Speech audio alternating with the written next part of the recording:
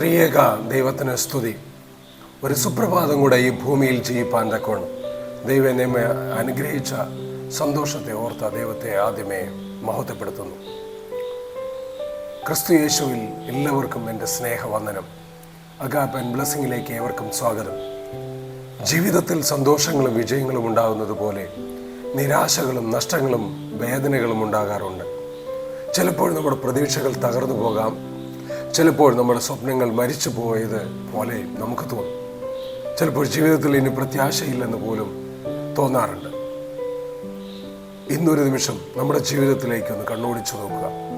നമ്മുടെ ജീവിതത്തിലെല്ലാം അവസാനിച്ചു എന്ന് കരുതി നിങ്ങൾ കണ്ണീരൊഴുക്കുകയാണോ? നിങ്ങളുടെ വലിയ സ്വപ്നങ്ങളോ തകർന്ന തകർച്ചകളിൽ നിന്ന് ഇനി ഒരിക്കലും എഴുന്നേക്കാൻ കഴിയില്ലെന്ന് കരുതിയ ബിസിനസ്സോ അല്ലെങ്കിൽ തകർന്നുപോയ കുടുംബ ബന്ധങ്ങളോ ഒരു കല്ലറയ്ക്കുള്ളിൽ എന്ന പോലെ അവസാനിച്ചു എന്ന് നിങ്ങൾ വിചാരിക്കുന്നുണ്ടോ? പ്രിയ സഹോദരി സഹോദര, ലോകമെല്ലാം കഴിഞ്ഞു എന്ന് പറഞ്ഞ് എഴുതിത്തള്ളിയെടുത്തു നിന്നും അമാനുഷികമായ ഒരു പുനരുത്ഥാനം നൽകി നമ്മെ ജീവനിലേക്ക് മടക്കിക്കൊണ്ടുവരുന്ന യേശു ക്രിസ്തുവിൻ്റെ ഏറ്റവും ശക്തമായ ഒരു വചനമാണ് ഇന്ന് നമ്മൾ ധ്യാനിക്കാൻ പോകുന്നത്. യോഹന്നാൻ 11:25 വചനം ഇപ്രകാരമാണ്: യേശു അവളോട്, ഞാൻ തന്നെ പുനരുത്ഥാനവും ജീവനുമാകുന്നു. എന്നിൽ വിശ്വസിക്കുന്നവൻ മരിച്ചാലും ജീവിക്കും. AD 85-95 ഇടയിൽ വിശുദ്ധ അപ്പോസ്തലനായ യോഹന്നാൻ എഴുതിയ സുവിശേഷമാണ്. യേശുവിൻ്റെ ഏറ്റവും അടുത്ത ശിഷ്യന്മാരിൽ ഒരാളായിരുന്നു അദ്ദേഹം. ഈ സുവിശേഷത്തിൻ്റെ പ്രധാന ലക്ഷ്യം തന്നെ യേശു ദൈവപുത്രനാണെന്ന് ജനങ്ങൾ വിശ്വസിക്കണമെന്ന് ഉറപ്പാക്കുകയായിരുന്നു ഉദ്ദേശം. യേശു ക്രിസ്തു തൻ്റെ ദൈവിക അധികാരം വെളിപ്പെടുത്തിയ പ്രസ്താവനകളിൽ ഏറ്റവും വലിയൊരു വചനമാണിത്. ഈ വാക്കുകൾ ഒരു ആഘോഷവേദിയിൽ പറഞ്ഞതല്ല, ഒരു മരണവീട്ടിലാണ് പറഞ്ഞത്. അതുകൊണ്ടാണ് ഈ സന്ദേശം അത്ര ശക്തമായത്. യെരുശലേമിനടുത്തുള്ള ബഥാനിയ എന്ന ഗ്രാമത്തിൽ വെച്ചാണ് ഈ സംഭവം നടക്കുന്നത്. യേശുവിൻ്റെ പ്രിയ സുഹൃത്തായ ലാസർ മാരകമായ രോഗബാധിതനായി കിടക്കുമ്പോൾ സഹോദരിമാരായ മാർത്തയും മറിയയും യേശുവിന് ആളയച്ചു. എന്നാൽ യേശു വരാൻ മനഃപൂർവ്വം വൈകിച്ചു. ഒടുവിൽ യേശു ബഥാനിയിലെത്തുമ്പോൾ ലാസർ മരിച്ച് അടക്കപ്പെട്ട കല്ലറയ്ക്കുള്ളിലായിട്ട് 4 ദിവസങ്ങൾ കഴിഞ്ഞിരുന്നു. ആ കുടുംബം ആകെ തകർന്ന് കരയുകയായിരുന്നു. മാർത്ത ഓടി വന്ന് യേശുവിനോട് പറഞ്ഞു, കർത്താവേ, നീ ഇവിടെ ഉണ്ടായിരുന്നെങ്കിൽ എൻ്റെ സഹോദരൻ മരിക്കില്ലായിരുന്നു. അവളുടെ ആ വലിയ നിരാശയുടെ നടുവിലേക്കാണ് യേശു വിപ്ലവാത്മകമായ വാക്കുകൾ സംസാരിക്കുന്നത്. താൻ വെറും ഒരു അത്ഭുതം പ്രവർത്തിക്കുന്നവനല്ല, മറിച്ച് താൻ തന്നെയാണ് ജീവന്റെ ഉറവിടം എന്ന് വെളിപ്പെടുത്തിയ ശേഷം യേശു കല്ലറയ്ക്ക് മുൻപിൽ ചെന്ന്, ലാസറേ, പുറത്തു വരിക എന്ന് ഉറക്കെ വിളിച്ചു. 4 ദിവസം മൺമറഞ്ഞു കിടന്ന മനുഷ്യൻ ജീവനോടെ പുറത്തേക്ക് വന്നു. യേശു പറഞ്ഞത്, ഞാൻ ഉയർപ്പ് നൽകുമെന്നല്ല, ഞാൻ തന്നെ ഉയർപ്പും ജീവനുമാകുന്നു എന്നാണ്. അതായത് ഉയർപ്പ് ഒരു സംഭവം മാത്രമല്ല, അത് യേശു ക്രിസ്തുവിൽ കാണപ്പെടുന്ന ശക്തിയാണ്. മനുഷ്യർ അവസാനമെന്ന് കരുതുന്നിടത്ത് ദൈവം ഒരു പുതിയ തുടക്കം കാണുന്നു. മനുഷ്യർ പരാജയം കാണുന്നിടത്ത് ദൈവം വിജയത്തിൻ്റെ വിത്ത് കാണുന്നു. മനുഷ്യർ അടഞ്ഞ വാതിലിൽ കാണുമ്പോൾ ദൈവം പുതിയ വഴികൾ തുറക്കുന്നു. ഈ വചനം മരണത്തെക്കുറിച്ച് മാത്രം പറയുന്നില്ല, പുതിയ തുടക്കങ്ങളെക്കുറിച്ചും പറയുന്നു. നിരവധി ആളുകൾ ഇന്ന് മരിച്ചുപോയ സ്വപ്നങ്ങളുമായി ജീവിക്കുന്നു. ചില പരാജയ കാരണങ്ങൾ തകർന്നു ഇരിക്കുന്നു. ചിലർ സാമ്പത്തിക ബുദ്ധിമുട്ടുകളാൽ നിരാശരായിരിക്കുന്നു. ചിലർ ഏകാന്തതയിലും ദുഃഖത്തിലും കഴിഞ്ഞ് സമയം കളയുന്നു. എന്നാൽ യേശു ഇന്നും പറയുന്നു, ഞാൻ തന്നെ ഉയർപ്പും ജീവനുമാകുന്നു. അതിൻ്റെ അർത്ഥം നമ്മുടെ പ്രത്യാശ വീണ്ടും ജീവിക്കാം, നമ്മുടെ വിശ്വാസം വീണ്ടും ശക്തമാകാം, നമ്മുടെ സന്തോഷം വീണ്ടും മടങ്ങിയെത്താം, നമ്മുടെ ജീവിതത്തിന് പുതിയ അർത്ഥം ലഭിക്കും. ഇവിടെ നമുക്കുള്ള ജീവിത പാഠങ്ങൾ എന്തൊക്കെയാണ്? 1, വളരെ വേഗം പ്രത്യാശ കൈവിടരുത്. ലാസർ മരിച്ച് 4 ദിവസം കഴിഞ്ഞാണ് യേശു എത്തിയത്. മനുഷ്യർക്കെല്ലാം വൈകിയിരുന്നു, ദൈവത്തിന് വൈകിയിരുന്നില്ല. 2, ദൈവത്തിൻ്റെ സമയത്തെ വിശ്വസിക്കുക. ദൈവത്തിന് വൈകൽ ഒരു നിരാകരണമല്ല, ഇതൊരു വലിയ അനുഗ്രഹത്തിനുള്ള തയ്യാറെടുപ്പായിരിക്കാം. 3, വിശ്വാസം കൈവിടരുത്. മാർത്ത കണ്ടത് കല്ലറയായിരുന്നു, യേശു കണ്ടത് അത്ഭുതമായിരുന്നു. 4, യേശുവിനെ ജീവിതത്തിലേക്ക് ക്ഷണിക്കുക. അവിടുന്ന് അവൻ്റെ സമാധാനവും പ്രത്യാശവും പുതിയ ശക്തിയും നൽകും. യേശുവിനെ നമ്മുടെ ജീവിതത്തിലേക്ക് ക്ഷണിച്ചാൽ മാത്രമേ ആ പ്രത്യാശ എന്നും എന്നേക്കുമായിട്ട് നിലനിൽക്കുകയുള്ളൂ. കർത്താവിൽ പ്രിയ സഹോദരി സഹോദരങ്ങൾ, അന്നത്തെ വിശ്വാസമനുസരിച്ച് ഇന്നും അങ്ങനെ തന്നെയാണ്. ഒരു മനുഷ്യൻ മരിച്ച് 3 ദിവസം കഴിഞ്ഞാൽ പിന്നെ അവന് ജീവൻ വയ്ക്കുക അസാധ്യമാണ്. 4-ാമത്തെ ദിവസം അത് പൂർണ്ണമായി ഉറപ്പുവരുത്തുകയായിരുന്നു. 4-ാമത്തെ ദിവസം ശരീരം അഴുകി തുടങ്ങും. നമ്മുടെ ജീവിതത്തിൽ മനുഷ്യ സഹജമായി നോക്കുമ്പോൾ ഇനി ഒന്നും നടക്കില്ല, എല്ലാം കഴിഞ്ഞു എന്ന് കരുതുന്ന ആ 4-ാം ദിവസത്തെ സാഹചര്യങ്ങൾ നമ്മുടെ ജീവിതത്തിലുണ്ടോ? നമ്മുടെ ആത്മവിശ്വാസം തകർന്ന സ്വപ്നങ്ങൾ മരിച്ച കല്ലറയ്ക്കുള്ളിൽ കിടക്കുകയാണോ? എങ്കിൽ യേശു ഇന്ന് നമ്മോട് പറയുന്നു, ഞാൻ തന്നെ പുനരുത്ഥാനവും ജീവനുമാകുന്നു. ദൈവം ഇടപെടുമ്പോൾ ഒരു കഥയും അവസാനിക്കുന്നില്ല. ലാസറിന്റെ കല്ലറ അന്തിമ വാക്കായിരുന്നില്ല. ക്രൂശ് യേശുവിന്റെ അവസാനമായിരുന്നില്ല. അതുപോലെ നമ്മുടെ പ്രശ്നങ്ങളും നമ്മുടെ കഥയുടെ അവസാനമല്ല. പ്രത്യാശ നഷ്ടപ്പെട്ടപ്പോൾ യേശുവിൽ മാത്രം വിശ്വസിക്കുക. സാഹചര്യങ്ങൾ അസാധ്യമെന്ന് തോന്നുമ്പോൾ യേശുവിൽ അടിയുറച്ച് വിശ്വസിക്കുക.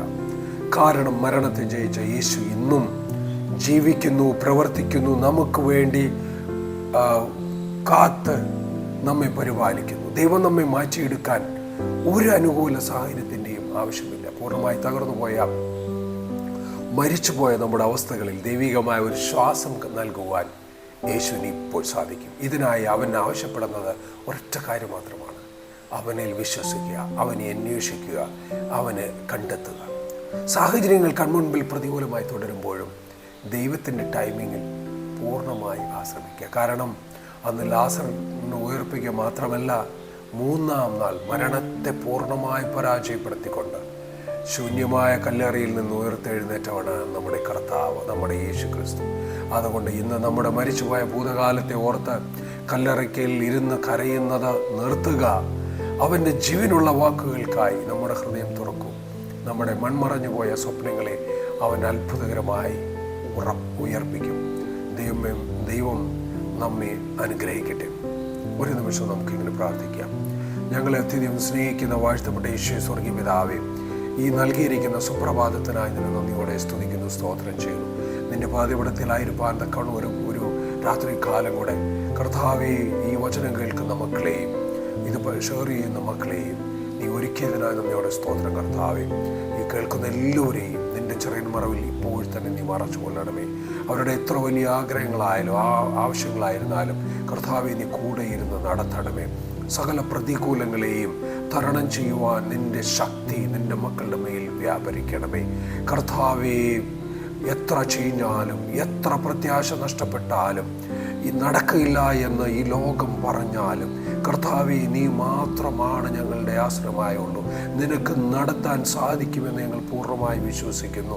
ഞങ്ങളുടെ പ്രത്യാശ മുഴുവനും നീയാണ്. ഞങ്ങളുടെ ജീവിതം മുഴുവനും നീയാണ്. ഞങ്ങളുടെ ഭാവി മുഴുവനും നീയാണ്. ഞങ്ങളുടെ രക്ഷ മുഴുവനും നീയാണ്. കർത്താവേ, ഞങ്ങളെയും ഞങ്ങൾക്ക് തന്നിട്ടുള്ള സകലത്തെയും അങ്ങയുടെ തൃപ്പാദത്തിലേക്ക് സമർപ്പിക്കുന്നു. കർത്താവേ, ഈ വചനം കേൾക്കുന്ന എല്ലാവർക്കും പ്രത്യാശ നൽകണമേ. കർത്താവ്, അവരുടെ ചീഞ്ഞുപോയ അടഞ്ഞുപോയ എല്ലാ പ്രശ്നങ്ങൾക്കും കർത്താവെ പരിഹാരമായി ഇന്ന് നീ കൂടെ ഇരുന്ന് അവർക്ക് തുണയായി അവരെ നീ അനുഗ്രഹിക്കണമേ. അവരെ എല്ലാ ആവശ്യങ്ങളെയും നീ നടത്തി കൊടുക്കണമേ. എത്ര പ്രയാസപ്പെട്ട ആവശ്യങ്ങളായാലും, എത്ര വലിയ ബുദ്ധിമുട്ടുകളായാലും, എത്ര വലിയ സങ്കടങ്ങളായാലും കർത്താവെ, സന്തോഷവും സമാധാനവും അറ്റുപോയവരായെങ്കിലും കർത്താവെ, നിനക്ക് സാധിക്കും. അവരെ തൊടുവാൻ, ഈ നിമിഷം വരെ തൊടുവാൻ നീ കർത്താവെ, നിനക്ക് സാധിക്കും. കർത്താവെ, നിന്റെ കൃപ അവരോട് കൂടെ ഇരുന്ന് അനുഗ്രഹിക്കണമേ. ഏത് സാഹചര്യങ്ങളായിരുന്നാലും കർത്താവെ, നിന്റെ പരിശുദ്ധാത്മാവിനല്ല അവരെ നിറയ്ക്കണമേ. അവരുടെ ആവശ്യങ്ങളെയും ആഗ്രഹങ്ങളെയും കർത്താവെ, നിന്റെ തൃപ്പാദത്തിലേക്ക് ഭരമേൽപ്പിക്കുന്നു. മാറാത്ത രോഗങ്ങളെല്ലാം മാറണമേ കർത്താവെ. മാറാത്ത നടുവേദന മാറണമേ കർത്താവെ. മാറാത്ത കാലുവേദന മാറണമേ കർത്താവെ. ജോലിയില്ലാതെ വിഷമിക്കുന്ന മക്കൾക്ക് ജോലി നൽകണമേ കർത്താവെ. സന്താനങ്ങളില്ലാതെ വിഷമിക്കുന്ന ബുദ്ധിമാരെ നല്ല കുഞ്ഞുങ്ങളെ നൽകി അനുഗ്രഹിക്കണമേ കർത്താവെ. വിവാഹപ്രായമെത്തിയിട്ടും നല്ലൊരു തുണയെ കിട്ടാത്ത മക്കളെ കർത്താവെ, തക്ക തുണയെ കൊടുത്ത് അനുഗ്രഹിക്കണമേ. കൃഷികാര്യങ്ങളെല്ലാം നശിച്ചു പോയി, പ്രത്യാശ എല്ലാം അറ്റുപോയി കർത്താവെ, അവർക്ക് ആശ്വാസമായി പരിഹാരം നീ കാണിച്ചു കൊടുക്കണമേ. കുടുംബത്തിൽ പ്രശ്നങ്ങളായി എല്ലാ പ്രതീക്ഷയും അറ്റുപോയിരിക്കുന്ന മക്കളെ ഓരോരുത്തരെയും ഈ നിമിഷം നീ തൊടയണമേ കർത്താവെ. പങ്കാളിയോട് എതിർത്ത് പങ്കാളിയുമായി വഴക്കിട്ട് കഴിയുന്ന മക്കളെ നിന്റെ തൃപ്പാദത്തിലേക്ക് ഭരമേൽപ്പിക്കുന്നു. ഇനി ഒരിക്കലും കൂടിച്ചേരില്ല എന്ന് ഉറച്ചിരുന്ന എല്ലാ പ്രശ്നങ്ങളെയും മാറ്റി കർത്താവെ നിന്റെ രക്തവളപ്പിൽ അവരെ കൂട്ടിച്ചേർക്കുവാൻ തക്കവണ്ണം കർത്താവെ ഒരു പാപക്കറകളെ കഴുകി പുതിയൊരു ജീവിതം അവർക്ക് ഈ നിമിഷം നീ കൊടുക്കണമേ കർത്താവെ. ജീവിതത്തിലെ നാനാ ഭാഗങ്ങളിൽ കർത്താവെ വിഷമങ്ങൾ അനുഭവിക്കുന്ന ഓരോരുത്തരെയും ഇനി ജീവിക്കേണ്ട എന്ന് കരുതിയിരിക്കുന്ന മക്കളെയും കർത്താവെ ഈ നിമിഷം നീ തൊടണമേ കർത്താവെ. ജീവിതത്തിൽ അർത്ഥമില്ല, ഇനി മുമ്പോട്ട് പോകാൻ സാധിക്കില്ല എന്ന് കർത്താവെ വിഷമിച്ചിരിക്കുന്നവരെ, ജീവിതം മടുത്തിരിക്കുന്നവരെ ഈ നിമിഷം നീ തൊടണമേ കർത്താവെ. നീ അവരോട് കൂടെ ഇരുന്ന് അവരുടെ ശിഷ്ട ജീവിതത്തെ നീ ക്രമീകരിക്കണമേ കർത്താവെ. നിന്നിൽ അടിയുറച്ച് വിശ്വസിച്ച് നിന്റെ മക്കളായി വളരുവാൻ തക്കവണ്ണം ശിഷ്ട ജീവിതത്തെ നീ ക്രമീകരിക്കണമേ കർത്താവെ. ഇത്രത്തോളം വഴി നടത്തി അനുഗ്രഹിച്ചതിനായി സ്തുതിക്കുന്നു കർത്താവെ. നീ ഇറങ്ങി വന്ന് ഞങ്ങളെ പരിപാലിക്കുന്നതിനായി സ്തുതിക്കുന്നു കർത്താവെ. സർവവും അങ്ങയുടെ തൃപ്പാദത്തിലേക്ക് പരമേൽപ്പിക്കുന്നു. ഈ വചനം അനുഗ്രഹത്തിൻ്റെ വചനമായി തീരുവാൻ, പ്രത്യാശയുടെ വചനമായി തീരുവാൻ, രക്ഷയുടെ വചനമായി തീരുവാൻ, ജീവന്റെ വചനമായി തീരുവാൻ കർത്താവ് ഈ നിമിഷം നീ തൊടണമേ. നിന്റെ മക്കളെല്ലാവരെയും നീ അനുഗ്രഹിക്കണമേ. ഒരാളും വെറുതെ പോകരുത് കർത്താവെ. ഈ സുപ്രഭാതത്തിൽ അവരെ നിന്റെ ചിറയിൻ മറവിൽ മറയ്ക്കണമേ. പ്രത്യാശയുടെ ജീവിതം കൊടുക്കണമേ കർത്താവ്. നിന്റെ ജീവൻ നിന്റെ മക്കളിൽ പകരണമേ. അനുഗ്രഹിച്ചതിനായി സ്തോത്രം, പ്രാർത്ഥന കേട്ടതിനായി സ്തോത്രം. എല്ലാ ഞങ്ങൾക്കൊണ്ട് ജീവിച്ച യേശുവിന്റെ പുനർനാമത്തിൽ തന്നെ ആമേൻ.